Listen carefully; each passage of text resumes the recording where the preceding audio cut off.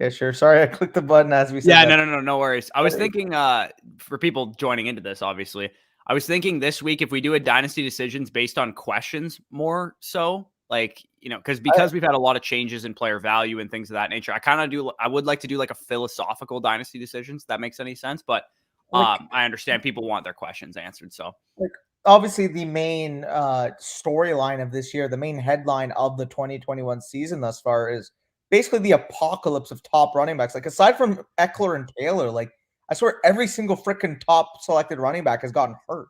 Like yeah, genuinely. So like I mean now obviously we got Dalvin Cook the and zero RBers are scaling hard right now. and it's funny with Dalvin because literally if you guys like watch the channel in the preseason, that was the main concern that Dr. Edwin Porras had. He said, well, listen, that shoulder, if it doesn't flare up this year, it's going to end up impacting him. And he said he expected at one point this year, whether it's in the middle of the year, at the beginning of the year, at the end of the year, like Dalvin Cook's shoulder is going to end up flaring up. And little did we know, it just so happens to be when everybody needs to start clinching their playoff spots. And obviously, the biggest news too is CMC being placed back on IR, effectively ending his season. So I see a couple comments. I'll talk about it a little bit more on the waiver show tomorrow. But yes, obviously, Alexander Madison and Chuba Hubbard are the two main priorities off the waiver wire. You guys will see more in depth as to who I prefer. But I'll just tell you I right think now. Jamal Williams too, definitely worth a pickup. He might Yeah, be a DeAndre starter Swift. probably only for a week, maybe. Yep. I don't think he's going to get much more than that, if that even, because there is a chance that Swift plays off 10 days rest. It is only a 1 to 3 week or 1 to 2 week return to practice type of injury. So, yeah, there's a lot of running back news. But the biggest news of yesterday was your boy taking down the hard count. That was the biggest news of yesterday. Yeah, I didn't have too much luck on DK yesterday, so it's unfortunate because I mean the two games I decided to go heavy this week about like 180 bucks. The two games I decided to stack the most of were the Carolina game and the Philadelphia game, and we all know how that ended up. Yikes. Yeah, so this lineup, man, I tilt entered this so hard. So at like 3:55, I was on my way to my brother's house because we were gonna have dinner there. Yeah, And I'm like, you know what? I've had such a bad, all my lineups bombed, right? I had the Brady stack, I had the Jalen Hurts stack, I had Kirk Cousins stack, which hadn't played yet, but the early part of that lineup was doing terrible. So I wasn't looking good overall. So I decided to tilt enter an afternoon only slate. And I mean, my thought process behind this one was just onslaught the hell out of the Chargers because yeah. I thought they were just gonna, do really well against the Broncos. I meant to actually run this back with Javonte Williams, but because I entered it like right before the 4:05 kickoff, I like had to hit enter lineup like right away, and I didn't have time to like tweak it. If I had to make any adjustments, I would have taken Henderson out and put a Javonte in, but And it's funny because you said you'd sack the hell out of the Chargers. The Chargers offensively did not have a good game, but it just so happens the three you actually stacked are the ones that did anything. yeah, Eckler, Keenan, and Jared Cook. Yeah. Yeah, Jared Cook catching that touchdown at the end was the nail in the coffin. I actually beat the second place team by quite a bit of money, or by quite a bit of points as well. I saw Osimo, Nick's boss in here. It took him down. He 3-maxed this, and I took it down. So I'm pretty much better than that guy at DFS, but not actually. Oh, okay. Danny just drops out of here for no reason. Anyway, while Danny's coming back, there you go. The classic, my finger slipped, but I'm on my laptop, so literally like I went to scroll down to see a comment, and I guess like I did it with 2 fingers, and it just took me completely out of the stream. So, but either way, yeah, that's I wish I could have been boasting about some money, but I picked it up. It saved my day. I torched everything else other than that. But my Zach Wilson millionaire lineup actually min cashed somehow because I had Mixon in the Bengals defense and Cordero Patterson. So Yeah, and I talked about it a little bit on Twitter, but man, like fucking, I think like easily one of my bigger L's this year was just Joe Mixon's got to be one of our biggest L's for sure. Well, like, okay, first of all, that Bengals offense is elite, like everybody was like hopefully projecting it to be. Which again, like if I was to look back at the process of it, I wouldn't necessarily change a thing because again, there was still a lot of risk in projecting the Bengals to be as good of an offense as they've been. Not to mention, I mean, this guy was minimally used in the red zone area, in that goal line scoring area throughout his career. This guy's already broke his touchdown record in a season 11 games in. So it's like the process is there. It's just, man, like every single ceiling output circumstance that could have happened in that case has been the case. So, I mean, kudos to him. He's definitely lived up to it. And again, if you guys were able to get him in the second, third round against our advice, I mean, he's looking like a locked and loaded top 6-ish type back rest of the season. I would say though, we did come around to him in season, and at the beginning of the season, there was a window where you probably could have bought low on him when he was dealing. I missed a game or two, I think, Like or left early in a game at one point where you could have bought low on him. But yeah, once I saw him get the usage, I was like, okay, it looks like they're actually going to do this. Now, can he hold up? And he has to this point. So that's again, that was never the concern. The concern was just I never thought Joe Mixon was the greatest running back in the world. Didn't think he could hold up to a full workload. And in hindsight, honestly, when the volume is there, you kind of just have to hope for efficiency at that point, which is what I saw Bean Counter tweet out about Joe Mixon. It's like you chase volume, you hope for efficiency. With Joe Mixon, I didn't think we were going to get it. And he's been, to his credit, better than I thought he was going to be. For sure. But yeah, let's get into a few of these comments. We had a few people rolling in. Brock, obviously, the first one in the stream. Hey, boys, competing in Dynasty and CMC just went down. Should I trade Kmet for Hubbard? The two main questions I have here. Is RB2 production that you're probably going to get from Hubbard probably low end? Maybe RB2 production based. Like his schedule isn't great. And even when he's been the starting running back, we've known that they've mixed in guys. They're going to use Abdullah to some degree. 100%. And like, that's what I mean. Like, again, if that RB2 production is going to keep you afloat in the top 2 to 3 teams in your league, perhaps. But either way, again, like I still don't mind Kmet. Kmet, obviously, we had ranked as about a top 12 to 14 option, tight end option going into the year. It's probably not at that level right now, but again, he's still probably a firm top 16-ish type of dynasty tight end. I still think he's a top 12 dynasty tight end. I mean, I think a guy like Dalton Schultz probably jumped him. I don't think so. I would rather have Kmet than Schultz in dynasty. Really? Talking about second-year tight end, man. That's and fair. He's producing. He's being fantasy relevant in his second season. Either way, though, like again, like you're probably looking at what, a mid to late second type of value if you were to trade him on the market. I would trade an early second for Kmet. I might be higher on Kmet than you, but to me, he's shown me what he needs to show. If Fields is able to become a great quarterback, like I think Fields can become, then you got a young tight end tied to the hip of a young quarterback that I believe in. So if you were to pick like prospect or Kmet right now, who would you rather have? Jameson Williams or Cole Kmet? Well, I haven't watched Jameson Williams or any of this draft class right now, so I'm just going to say I would be willing to give up an early second for him just because that's like, if I had to compare him to last year's draft class, like the Rondell Moore, Terrace Marshall start of that tier, if just assume this wide receiver class is about as deep as last year's, because I think it's probably comparable. Honestly, that's probably about where I'd be at.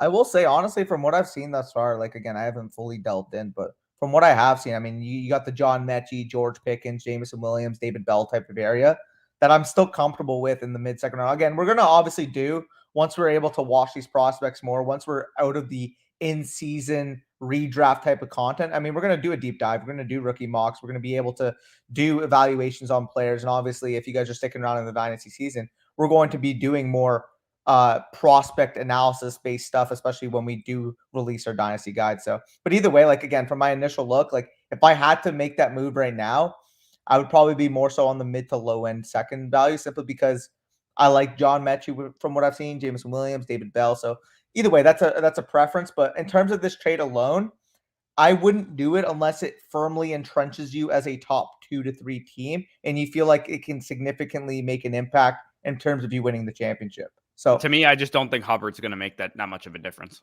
And that's fair. And again, if you if this was Madison or somebody that is going to be more like even James Conner, like I would rather do that for somebody like that. That's fair. All right. That's a good little like macro type of analysis there to understand exactly where you're at as a contender and what type of moves you should be making. But in redraft, I'm a contender at 10-2, but I'm currently starting Elijah Mitchell and Kittle, which lowers my upside. Because of this, should I trade Kittle and Hunt for Kelsey? Honestly, with I wouldn't. I would just hold that. I would just hold Kittle and Hunt. Because I mean Hunt's probably around top 20 to 25-ish back. I don't think there's a huge difference between Kittle and Kelsey. And that passing game is funneled through, or sorry, that offense is funneled through the run, which is Elijah Mitchell, and Kittle and Debo in the passing game. And with Debo potentially out for a game or two, potentially more than that, then you got Kittle potentially getting more than 8-10 targets in that area. So I'm okay just holding Kelsey or Kittle there and Hunt. I agree with you there.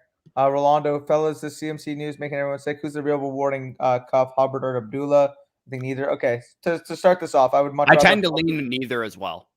Again, like if you had to compare it, sure, but at this current point, I still think, given the opportunity workload, the opportunity share that Hubbard had when CMC was out, like, yes, do I think Abdullah is going to contribute on third down in obvious passing situations? Absolutely. Could he get a 3 to 5 Giovanni Bernard in Cincinnati target per game type of role? Yeah, sure. Like I think that's in the realm of possibilities.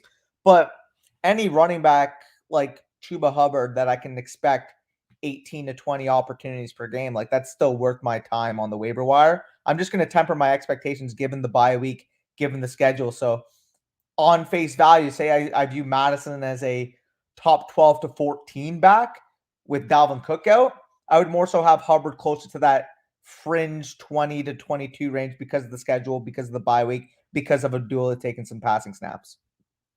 Yeah, I don't disagree with that assessment. I might have a Hubbard a little bit lower than that, depending on matchups and things of that nature. I could see him just being in that back end RB2 range, but I don't think he's going to be as valuable as, because we've kind of already seen it. He's only been, a 60% type of opportunity share running back. He hasn't been very effective. The offense isn't very good. The offensive line isn't very good. So it's not a situation that I'm excited about. It's not like Madison where you have a good run blocking offensive line and offense play caller that is good at calling run plays. Madison's a better player than Hubbard. There's a whole host of factors. Thoughts on the Green Bay backfield? I think it's going to return to norm this week. Again, like Aaron Jones is a late announcement as being he's going to be on bye this week too. So like by the time we come back in week 14, then I'm absolutely I have no concern starting Aaron Jones. Yeah. Yeah. In terms of Aaron Jones being, Jags mentioned it, in terms of Aaron Jones being a good buy low, absolutely. I mean, if the Aaron Jones is panicking about AJ Dillon getting so much involvement this week, think Aaron Jones missed the week before. Aaron Jones was on a short week of practice, and Aaron Jones was literally just announced to play right before the game started. So I do think that had a good effect in terms of Green Bay's expectation in terms of that rotation. So I think after their bye week, Aaron Jones should be still locked and loaded as a top 5 to 8 type of running back, and you could probably pay RB2 type of prices realistically if the Aaron Jones owner is panicking right now. Yeah, and they split snaps pretty much dead even. It was 43 to 39 for Aaron Jones. 24 routes that Aaron Jones ran to AJ Dillon's 19. AJ Dillon outtouched him 17 carries and 5 targets to Aaron Jones' 11 opportunities overall. But again, they didn't want Aaron Jones to play, really. Again, we can't think that they're going to make the right fantasy decision. They're making the decision that's right for their team. Aaron Jones wanted to play, sure, but they were not going to force him his whole workload when they have a bye week the next week. They're probably just going to shut him up, let him play because he wants to play, but not give him a huge workload. Yep, absolutely. So we can get to the next comment. Sorry about that. Also, Bush, how does it feel being on the other side of another Colts choke? Yeah, that's I was tuning in and out of that game, and it's just, man, like the Colts should have won that game. Yeah. Oh, yeah. They probably should have. We were able to come back, and credit to Leonard Fournette for closing it out the way he did too. 4 touchdowns? Yeah, he had 4 touchdowns, and he was running like a bat out of hell the whole game too. So I honestly, I'm kind of surprised that was the outcome, and I'm actually really pissed at myself from a DFS perspective that I didn't play Leonard Fournette because it was a perfect leverage opportunity, right? Like everybody was playing Brady stacks, and it was just so obvious and screamingly there that you should play Leonard Fournette. And him and Joe Mixon both were kind of in like a wonky price range because everybody was either going up to McCaffrey, JT, Najee Harris, whatever, Eckler, or they were going down to Sanders, Barkley, James Robinson, those guys, and nobody was playing that 7K running back range, which was Cordero Patterson, Leonard Fournette, and Joe Mixon. So like those were the top 3 running backs on the week. Yep. Bucs deserve the win. Yeah. Thoughts on Javonte? I mean, I'm excited what I saw. 58% of the snaps. He saw, I believe here. Let me actually go to the usage right now. I have it right here. So he saw. Go ahead. I was just going to say, I think the thing is redraft. You should expect a boomer bust, low end type of RB2 type of production rest of the season. Dynasty, he's probably on that fringe of like top 5 to 8 type of running back value now. I know. I saw. I can't remember who it was, but somebody put out a poll of just like Javonte Williams or this person, Javonte Williams or this person, and I found myself voting Javonte Williams a lot more than I care to admit. Like Javonte Williams or Dalvin Cook, like I take Javonte. Yeah, I would too. Like, And, that's the thing. right, It's pretty wild that we're already at that point with him, but and it's we've seen what we pretty. need to see. This guy looks exactly how he looked at North Carolina. And again, from a face value perspective, you're never going to be in this situation because from the market, in terms of like, again, you're not playing with straight Twitter people when you're in your dynasty league. So realistically, from the market, people are going to see, okay, yeah, he had a pretty good rookie season, but I'm not going to take him above Cook, Kamara, Zeke, Henry, yada yada yada. But man, like I would take him over Najee Harris at this point. Yeah, well, and that's the crazy thing too, is especially it's easy for me to make the argument over those older running backs too, because nobody wanted to do that with Taylor and with Swift and with the second year running backs now, when it's pretty clear, especially with Taylor and Swift, that we would take them over the veteran guys like Kamara and the guys that are up there in age. And I think it's going to take 6 weeks into Javonte Williams' second season before everyone's like, oh yeah, he's a top 5 dynasty running back. Like, and it's so easily projectable when you look back in hindsight, because it's like, why were we not taking Jonathan Taylor as a top 2-3 running back off the board in Dynasty going into the year? He was a 21-year-old running back coming off a top 8 running back season as a rookie, despite starting slow. A team that has already said throughout the offseason that are investing in wanting to make him their workhorse back. And he's one of the most talented breakaway runners in the league. Like it was so common sense. And then from a DeAndre Swift standpoint, he showed efficiency and flashes in the receiving game. That team is decimated, and he's their only real playmaker in that offense, as apart from maybe TJ Hawkinson. Like, plus, as a prospect, he was as ironclad as it gets from his production in college to his receiving ability to his draft capital. Everything was there for him. So non-dynasty tangent. I think this was probably a redraft question. Thoughts on Javonte? I think Javonte is now going to be the Melvin Gordon role, because that's what we saw coming out of the bye week, and that's fine, right? Like all we needed to see was like a little modest increase. Javonte Williams getting 58% of the snaps to Melvin Gordon's 42. He gets 15 of 27 routes, good for like 70% of that. Melvin Gordon only had 7 routes of 27, so it looks like he's going to get the third down work, or at least the long down and distance type of stuff.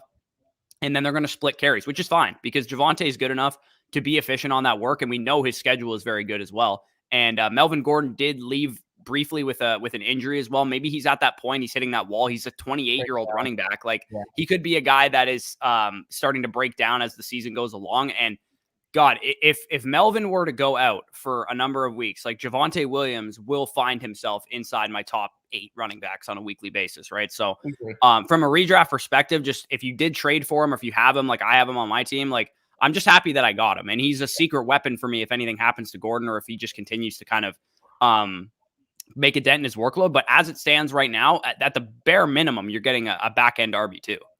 Dude, I'll tell you what, I mean, I wouldn't be at all shocked if going into 2022 drafts, like this guy's going to be like a mid to late first rounder for us. Like if Melvin Gordon leaves. Oh, you mean like in Cam Akers territory where he would have been if he stayed healthy? And I think he's proven more than Cam Akers even did last year. The only thing, he has. Cam Akers' efficiencies weren't as good as Javonte's are right now. The only thing you can argue, obviously, is Cam Akers playing a much better offense run by Sean McVay. If Aaron Rodgers is Denver's quarterback next year, then that won't argue that. I almost don't want that to happen because then Javonte is just going to skyrocket up the boards. But even then, there's still going to be people. It's like, are we seriously taking Javonte Williams ahead of Joe Mixon? It's like, yeah, like we are. Yeah, no, definitely. We'll be too low on Joe Mixon again next year. I've already kind of accepted it. Your thoughts on Barkley rest of the season? He got back to his full role. You just need to hope that the Giants and him start playing better. Yeah, like my concern here is how bad the offense is. Like again, do I think he's going to be that top 5 to 6 running back that we expected when he's healthy? No, because I don't think the offense can sustain that level of production. But could he be like a good mid to back end RB1? Yeah, I think he can end up returning to that because again, the usage is there, the involvement is there. It's just, God damn, that Giants offense is absolutely brutal. Yeah, it's really bad. I started the fantasy team as 1-6. I'm now 6-6. But what sucks is I have Rodgers, Adams, Chubb on bye. Also feel like Deebo Samuel might play. Yeah, that you got to weather the storm this week because I do think everything you just said is going to, in fact, be the case, especially with Deebo not playing and obviously those guys having bye week. So hopefully you can overcome it, but it's going to be difficult. Can Terry and Wilson get me 28 points combined? I think absolutely. I mean, especially like I think Wilson you could probably pencil in for 15 to 20 points at minimum.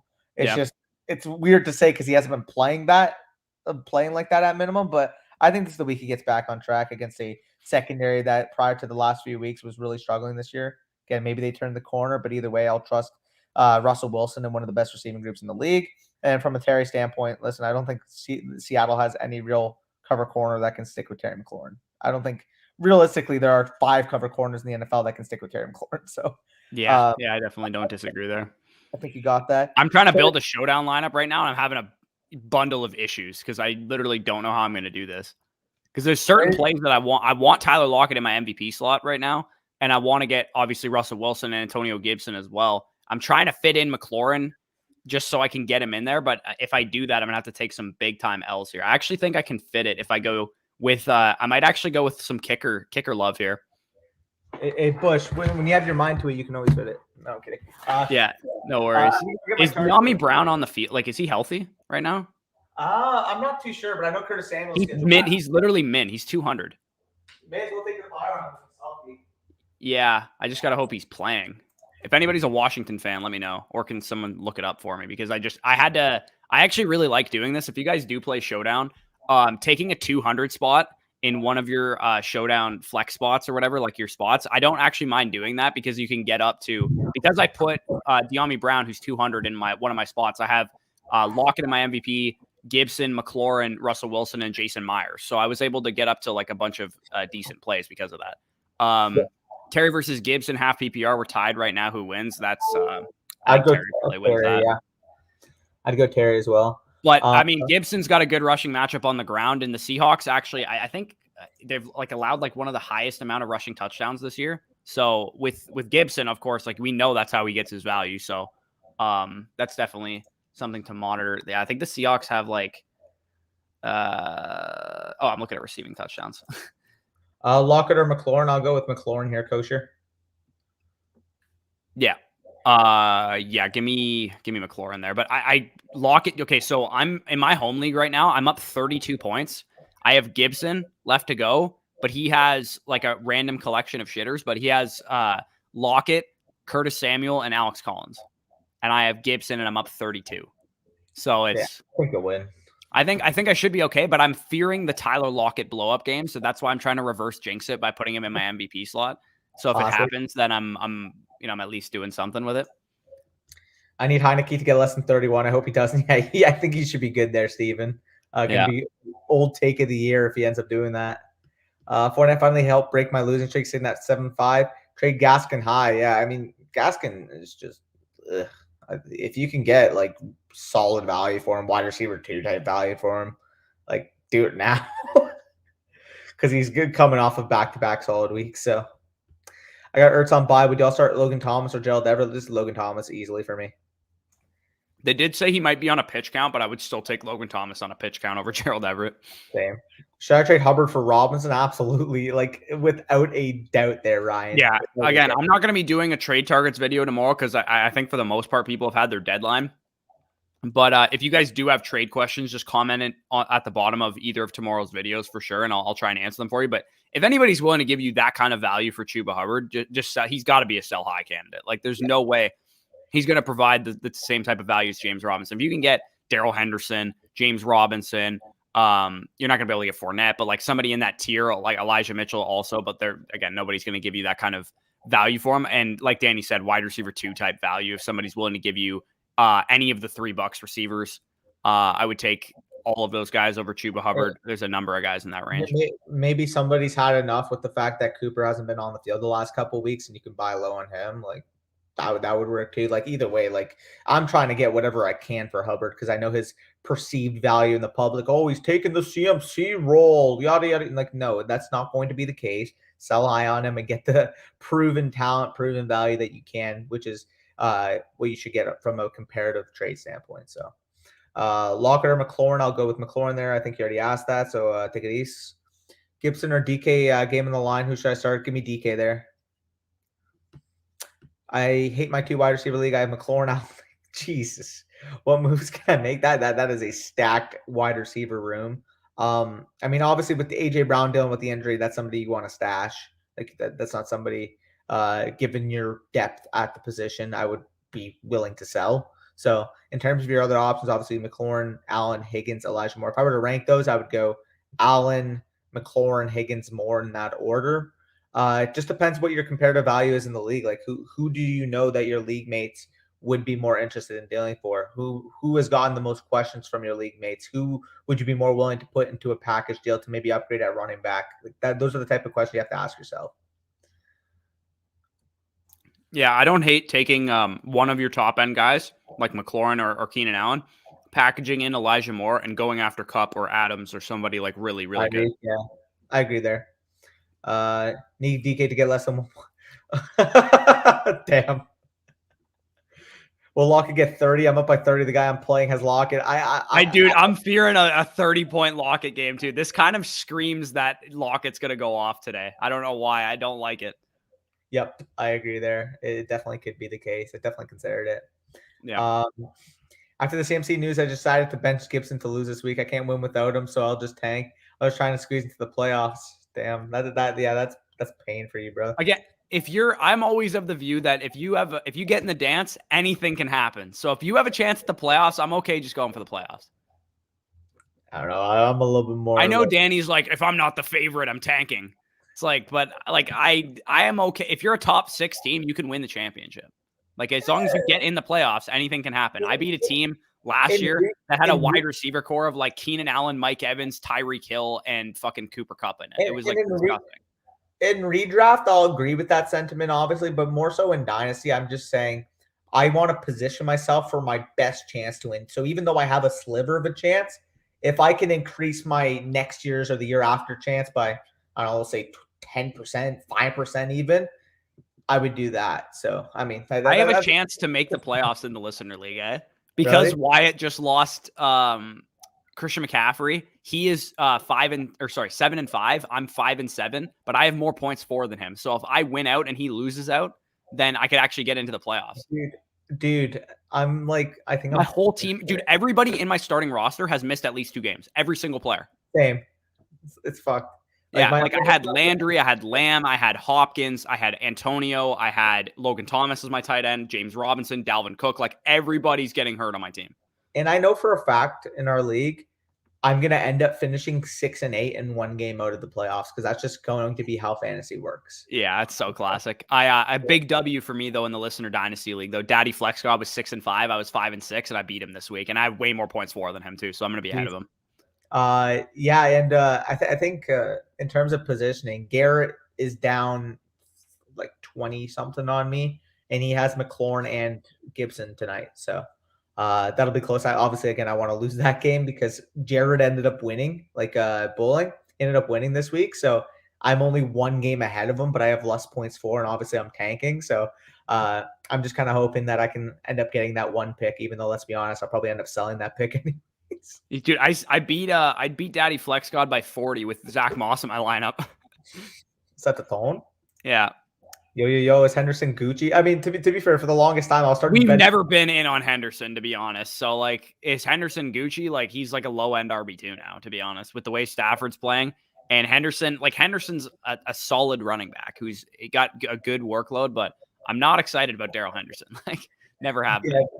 I quickly want to say too, about the Dynasty. I was starting Benny Snell for like half the season. Yeah, I feel like we already missed the boat on some of these, but because I just got a notification on DraftKings that it locked and the Showdown slate already started, so I guess the game is already on. But need Terry to get less than 2 points. How probable? You probably 0%. You need him to get hurt. That's the only way it'll happen. That's why I see 0. Yeah, Mekhi set the tone there. Cairo. What up, Nathan? Shout out to Nathan. He's 10-2. He's in first in the Listener Dynasty League. Eckler Mixon getting increased. Yeah, I mean, fuck, man. Eckler too. Eckler has like 15 touchdowns in 11 games right now. That was my blind spot with Mixon. That's something I should have been a little bit more willing to buy into, was that Mixon would get quite a bit of goal line work. To be fair, though, this Bengals offense has been at the higher end of what I expected also. I was definitely not expecting as explosive and as consistent of an offense as they've been. I've kind of was expecting what the Chargers have been, where they have like a couple good weeks, but they'd be kind of inconsistent. But that's not what we've gotten out of Cincinnati. They've been quite good. Well, as much as we love Jamar Chase coming in, how could we have known he would literally just be a better version of Jefferson from last year? I mean, watching them in college, we should have known he was going to be a better version of Jefferson. But yeah, but like again, the range of outcomes there. What if he had like a Jerry Jeudy freshman or first season? yeah, he definitely could have even like if it wasn't Jerry Jeudy, he could have even had like an Ayuk rookie season. It still would have been a good rookie season. Yeah, no, exactly. And in that case, the Bengals offense wouldn't be nearly as explosive. So, yeah. Hey, Taco, my Steelers are. What do you think about the Steelers' problem? Big Ben still thinks he has an arm. It's easily Ben. Like the line's horrible too, but like Ben back there, he has no mobility. He has no ability to escape pressure, and your line is so spongy that they can't do anything to help him. Yeah, and I mean, obviously, again, the concern a lot of people might have is, the Steelers' front seven got absolutely decimated by Joe Mixon in the ground game. But the Steelers' front seven has been dealing with insane amount of injuries. Front seven's been getting decimated for like 4 games now against the run. Yeah, I mean, they're dealing with so much injury too, so I understand why. This CMC injury sucks. He looked incredible when he was healthy. Other running backs I have are CH, Fournette, and Hunt.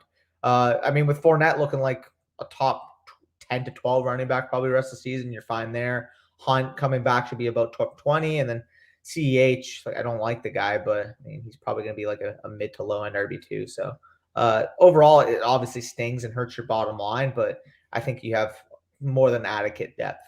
Yep. Cairo for sure, absolute baby.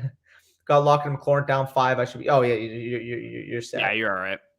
Thoughts on Najee Harris? Rest of the season, he's probably again like a middle tier type of RB1. Like, yeah, I'm still trusting the volume with him. I know like the offense looked horrid, but that's going to happen with the Steelers. Yeah, and in terms of Dynasty, again, I would be looking to see what I can get in terms of the trade market on Najee Harris, because I don't think people realize, because when people say, oh yeah, he's a second-year running back, he gets all the workload. 24. Yada, yada, he's going to be 24 in his second season, and realistically here, he doesn't rely upon a great situation. At least with Javonte, we can project value in terms of his age, in terms of the efficiency. He's also been extremely like I remember like earlier in the season, PFF tweeted out, it was like Najee Harris, like most yards after contact and most forced missed tackles, most among running backs. I'm like, yeah, the guy gets fucking 30 touches a game. No shit. And Bean Counter was just like, LOL, this is a volume stat, not an efficiency stat. Yeah, and then I pulled up the efficiency numbers, and it was Javonte, Herbert, Elijah Mitchell, and Carter were all more efficient on a per touch basis. And I'm sure ETN probably would have been if he was healthy too.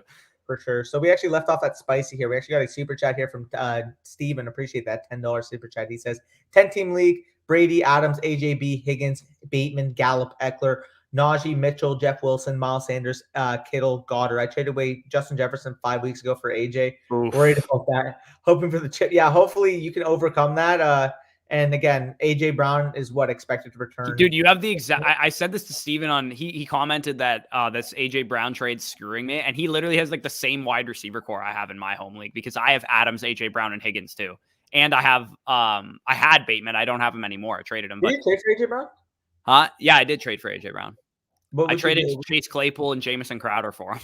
Okay, so I mean, like Claypool missed some games. Like, okay, like that's not the worst, and that's actually pretty crazy that even went through. Well, dude, Jamison Crowder just came off like a 30-point game or whatever, like a 20-point game. It was that first game back when Elijah Moore and Corey Davis weren't there. I'm like, there's no way he keeps this up. And I quickly want to say too, bro, imagine this offseason again. The Jets are gonna have 2 top 6 to 8 type of picks. They're probably gonna go defense for sure with one of them.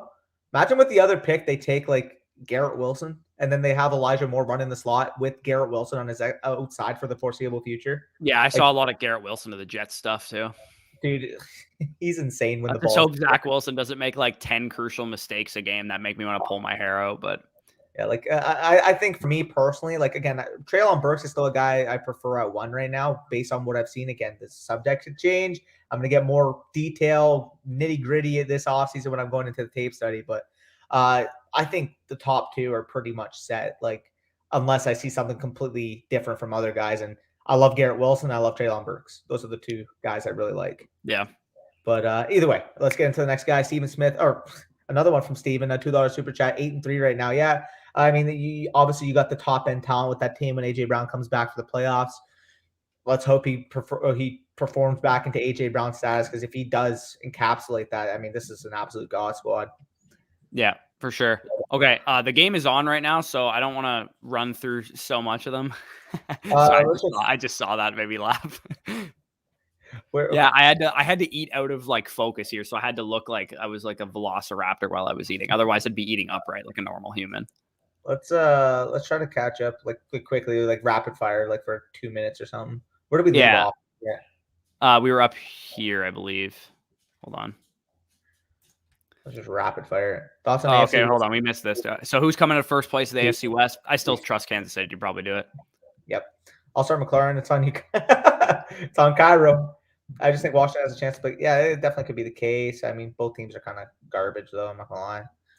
Seth also said, "What do y'all think about Pollard?" I think Zeke should be okay practicing full today, but Pollard absolutely needs to be stashed in your league. And if you could sell him high right now, I might actually be willing to do something like that. But he's the best handcuff in fantasy football, in my opinion. And it's funny because there are so many people on Twitter like, oh, the last 5 weeks, oh, Zeke has looked like shit, yada yada yada. It's like, okay, now that it's surfaced that he's been dealing with an injury, can we fucking relax? Like, he looked good before that, and if he's dealing with an injury, like it obviously dampers his fantasy situation right now. But like, he should be okay. He's gonna have 10 days rest after Thursday night. Hey, Bush, especially a knee injury for a guy that was already getting criticized by his explosiveness. Like, yeah, well, and not to mention like Zeke, there's a couple running backs in the league that I'm not really concerned if they're dealing with injury because I've seen them play through shit. It's like when Mike Evans gets a hamstring injury. I'm like, I don't care. Mike Evans plays through a hamstring injury every week. So Zeke Elliott, he has missed 3 games in his NFL career for injury, and it came last year. Like he has not missed a lot of time, so I'm not really concerned about Zeke whatsoever. Yep, I agree. Tough choice, Terry. Thoughts on we already said that. Chiefs, Washington. We read that. How should we view Ayuk if Debo is out? Is he a mid to high wide receiver 2? I'd say he's more a low end wide receiver 2. I wouldn't say mid to high. This offense isn't throwing the ball a whole lot, so you got to take that into account. And they're going to still use Kittle, obviously, to a high degree. So he'd be a mid to high wide receiver 2 if both Kittle and Debo were up. But because Kittle's there, I'd still take a bunch of guys over him, like Marquise Brown types and stuff. For sure. Should I pick up Michael Gallup or Tony Pollard from Tony Pollard? Yeah. It's not even close. And I'm surprised that Tony Pollard is actually on waivers. I know it would be nice to get if you need like immediate production, like Gallup would be nice, but like the ceiling of Tony Pollard this time of year is insane. Easily. And I quickly wanted to say too, like I was gonna put him on the waiver show, and then I saw on Yahoo Fantasy he's like rostered in like 80% of leagues. So I guess most people know he's the go-to handcuff. Depends. Yep. Oh yeah. How long do you think Cook will be out? I stash Madison all season long. Okay, so I think he's going to be out until probably the NFL playoffs. I think 4 weeks is the minimum baseline you're looking here. Which I mean, 4 weeks actually takes you out to the playoff now. Yeah, like I think from a fantasy perspective, like you might get him in the championship, maybe. Like I don't think we're probably looking at a timeline where he gets on the field before the NFL playoffs is probably the realistic timeline. Yep, I agree. In terms of rookie of the year, I think offensive is locked and loaded as Jamar Chase, and defensive is I think it's going to be Mac Jones. Really? Yeah, and it's not because I don't think Jamar Chase just deserves the award, but Mac Jones is a quarterback, and his team is 8-4 right now. Yeah, his team looks really good. Like if they're a top 3-4 seed in the AFC, like I don't see any way that Mac Jones doesn't win it. Unless the Bills catch them now. I mean, it's pretty biased, skewed towards quarterbacks. Like Justin Herbert won it last year, and he obviously had a great season, but Justin Jefferson broke records even more so than what Justin Herbert broke. So I think it's probably more likely that Mac Jones wins it, even though Jamar Chase has had a couple down weeks too. So it's all going to depend on how these guys finish out the season. If Mac Jones has like a key primetime winner or something, like you can probably lock up the award for him. However, defensive rookie of the year, I don't think is even like a question. No, it's Parsons. It's not even close. Dude's actually like a top 4 to 5 candidate for defensive player of the year right now. Honestly, who is the defensive player of the year right now? Like I think obviously again you want to compare the efficiency, pressure percentages and stuff like that.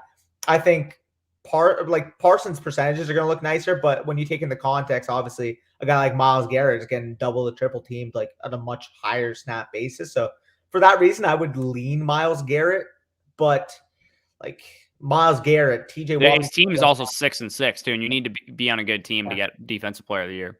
Yeah, like again, Michael Parsons could be in that conversation, but obviously, again, the thing that the committee might do is, oh, he won Defensive Rookie of the Year. That's enough. We'll give somebody else Defensive Player. Like That's probably what'll happen. I don't think I'm pretty sure the last defensive or person to win both.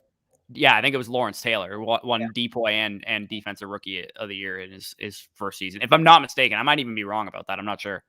Yeah, definitely fair. Goddard for Thomas. See how it does tonight. I'd rather have Goddard. Yeah. Need Logan Thomas to get to 26. I'm praying for you, Justin, but that's going to be a very tall task.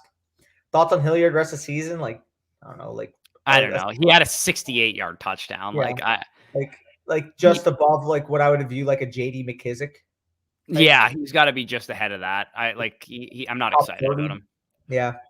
You screwed poor Javonte. Yeah, I mean, every Javonte owner in each of your guys' dynasty leagues has to be getting annoyed by the amount of trades you're setting out. He's got to be the youngest out of all those guys, isn't he? The guys that he mentions here. Yeah, he is easily 21, isn't he? He's younger than me. Yeah. Gibson looking like he's got some juice right now. Love to see it. Should I trade James Robinson for Elijah Mitchell? Give me James Robinson the rest of the season. It's close though. Notorious said in our group chat tonight reeks of a bank. He says, "I don't think he's banking tonight." Jesus. Should I trade Robinson for Mitchell? I personally prefer Robinson slightly, but that's like same tier of running back. Want to trade Mike Williams and Chubb? Who can I get? I have Tyreek Hill, Montgomery, CH Madison. In terms of wide receivers, if you can get one of those top dog type of wide receivers, I would go for it. Like for Mike Williams and Chubb, like Justin Jefferson? Yeah. I think you Diggs, Jefferson, somebody in that range. Yep. That Taxon and Bush and Danny Binks. Yeah, facts. We love our Javonte. Touchdown plus 10. I mean, the funny thing is that Javonte was our RB3, both of ours coming out. But I know for me personally too, and I think for you, but that top three, like that tier was like whoever got it was, yeah, and ETN, like I would say ETN probably clearly had the worst landing spot as well, and like it was hard for me not to take Javonte over ETN. Like it was a real conversation. But like to me, ETN, I just thought he was a more complete player, and I mean it kind of makes sense because he was a senior, and Javonte Williams only like a 1 year like workhorse. The year he played, and he still didn't get a full workload either. But yeah, Javonte, man, he looks phenomenal. Yeah, is ETN a 98, 98 or 99? I think he was born the same year I was. Him and Najee are the same age, I'm pretty sure. But Najee has an early birthday, and he has a late one. Damn, we feel so ageist saying that, but I know. What up, boys? What up? Jalen Waddle, Tyler Lockett. Give me Waddle. Jalen Waddle easily. How big of a game you think DK will have tonight? I think the range of I think this is a Lockett game, and typically we don't see them go off in the same game. So I faded DK for Lockett in my DFS lineup. I'm thinking it's a Lockett game tonight, but I could be wrong. Yep. Someone offered me Najee and Debo for Mixon and Chase. You laugh and hang up there, and you keep your Mixon and Chase there, in my opinion. Yeah, I think I would too. It's gonna sound crazy. I don't think I would laugh. I think that's a close trade. I don't know. I think Chase is like locked and loaded top 3 wide receiver. And realistically here, what's really separating Mixon and Najee? Like I think Mixon's they're like pretty similar. I would say they got to be like similar right now. But I think you're shitting on Debo a little bit too much. But I guess he is dealing with an injury now, so it's a little tough. I just think Chase is such a more dynamite, locked and loaded type of asset long term. I don't know. Again, I think this is a redraft trade offer, by the way. Oh, I'm pretty sure it's a redraft trade offer. So I think I would take Debo over. Like, I mean, it's close. I would if Debo wasn't dealing with injury, him and Chase are like neck and neck. Yeah, in redraft, I'll go with the Najee and Debo side. I thought this was dynasty. This is a dynasty trade. It's not close, but I would. I think it's pretty close in redraft too. Obviously with the Debo injury though, I probably wouldn't do this. Yeah, no, I agree there. Are we going to watch the game? No, we can't actually physically stream it, or else we'll just get absolutely booked off of YouTube. But you would actually like what running back? I would need at least JT, at least like McLaurin and Barkley for an elite running back. Like elite, you have to be like JT. I mean, all the elite running backs are dead right now, so. Would you like if Alvin Kamara is fully healthy? Would you do it for Alvin Kamara? No, I would do it for JT and in a full PPR. I would think about Eckler. Those are the only two I'd be willing to do that. I think I'd lump Kamara in with that. If you're going to include Eckler, I would include Kamara, assuming he's healthy. Better offense, better touchdown opportunity. I think Eckler is just a better Kamara this year. Yeah, probably. Let's quickly get these. Blah, blah, blah. Nintendo's industry. Yeah, I think you'll be fine there, Spicy. Donald No Brainer. Buy folks game started. By nice seeing you, Kosher. Can I join a Dynasty team? I never lost a standard 10. Would love to join. We'll definitely do another startup this offseason at some point.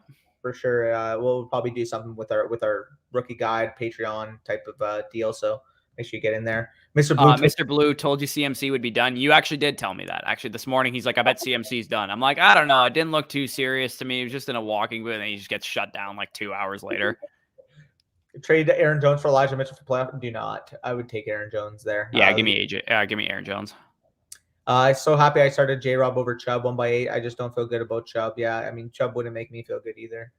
So Chubb's just supposed to make you feel good. Yeah, literally. Gronk, Javonte Smith, or Ayuk week 13. I don't even know who they're playing, so I can't answer that right now. But I would say at face value, probably Javonte Smith based on his target share, but I have no idea. Maybe Ayuk. Really? Yeah. Yeah, I guess with no Debo, it kind of makes sense. Should I trade AJ Dillon for Gronk? I have Zeke, Tony Pollard, and James Robinson. Yes. Yeah, if you got the running back depth to be able to handle that, and you're weak at tight end, I don't think that's a terrible trade. For sure. And then finally, what's up, everyone? Happy Monday night, people. Happy Monday night, Jacob. Appreciate all of you. 31 people that are currently left in the stream, 29 now. Everybody's going to go watch this game. Hopefully, it's not a complete snooze fest. But the Washington offense kind of looking a little spry right now. I'll have to tune in. Okay. But yeah, one of my lower tier one. I wouldn't do it for Najee or Swift.